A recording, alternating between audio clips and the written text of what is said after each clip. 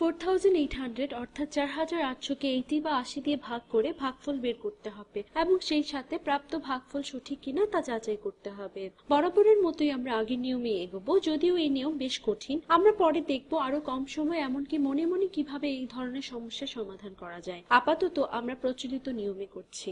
আমরা 80 দিয়ে 4800 কে ভাগ করতে যাচ্ছি। 4800 দিয়ে ভাগ করতে যাচ্ছি। এখানে 80 হলো ভাজক আর 4800 হলো ভাজ্য, আর 4800 কে 80 দিয়ে ভাগ করলে যা পাওয়া যায় তা হবে ভাগফল। এখন আমরা 4800 কে 80 দিয়ে ভাগ করলে কি হয় তা দেখব।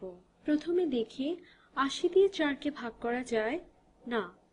80 দিয়ে কি 48 কে ভাগ করা যায় না। এবার দেখতে হবে 480 কে 80 দিয়ে ভাগ করা যায় কিনা। এখানে 6 গুণ 8 সমান 48, সুতরাং 6 গুণ 80 সমান 480। আমরা ডান পাশে খসড়া হিসেব করে দেখতে পারি। 80 গুণ 6, 6 শূন্য শূন্য, 6 8 48। আরেক উপায়ে হিসেব করা যেতে পারে। 6 গুণ 8 সমান 48, এর ডানে উপরে শূন্য বসালে পাওয়া যাবে 480। সুতরাং 480 কে 80 দিয়ে ভাগ করলে ভাগফল হবে 6। যেহেতু আমরা শুধু 480 নিয়ে হিসেব করছি, ভাগফল 6 কে 480 এর এককের ঘর বরাবর উপরে লিখতে হবে, যা আসলে 4800 এর দশকের ঘর। এখন 6 কে 80 দিয়ে গুণ করে প্রাপ্ত 480 কে মূল সংখ্যা থেকে বিয়োগ করতে হবে। বিয়োগ হবে 0, তার ডান পাশে উপরের অবশিষ্ট আরেকটি শূন্য নামাতে হবে।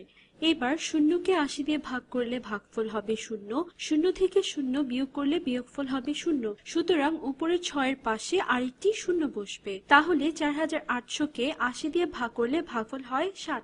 এখানে ভাজ্য বা ডিভিডেন্ড হলো 4800, ভাজক বা ডিভিজার হলো 80 এবং ভাগফল বা কোশেন্ট হলো 7। তাহলে এটা হলো ডিভিজার বা ভাজক, এটা হলো ডিভিডেন্ড বা ভাজ্য, এবং এটা হলো ভাগফল বা কোশেন্ট। এবার আমাদের উত্তর যাচাই করতে হবে।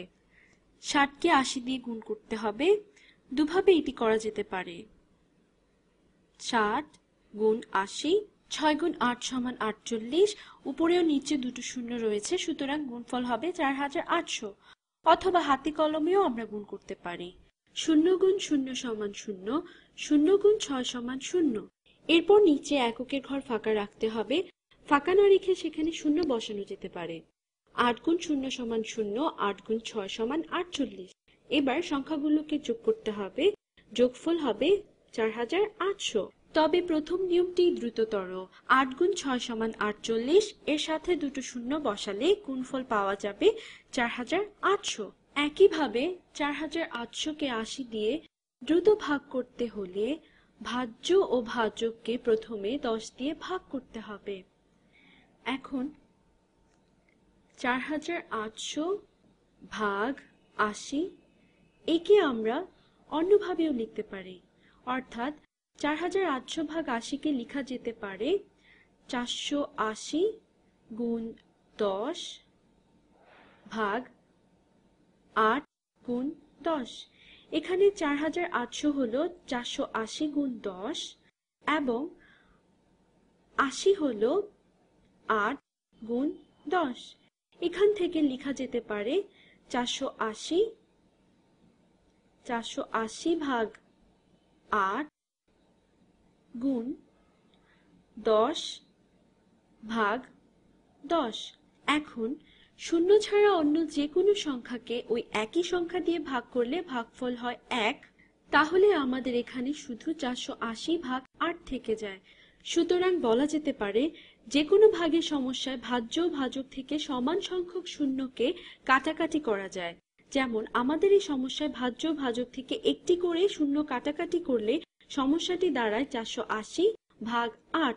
এখন 4 কে 8 দিয়ে ভাগ করা যায় না। 48 কে 8 দিয়ে ভাগ করলে পাই 6। 48 বিয়োগ করলে হবে 0, উপরের শূন্যকে নিচে নামাতে হবে। 0 কে 8 দিয়ে ভাগ করলে হবে 0, বিয়োগ করলে কোনো ভাগশেষ থাকবে না। সুতরাং এবারও ভাগফল হবে 7। তবে এই পদ্ধতিতে অনেক সময় মুখে মুখে সমাধান করা সম্ভব, ফলে সময় কম লাগবে।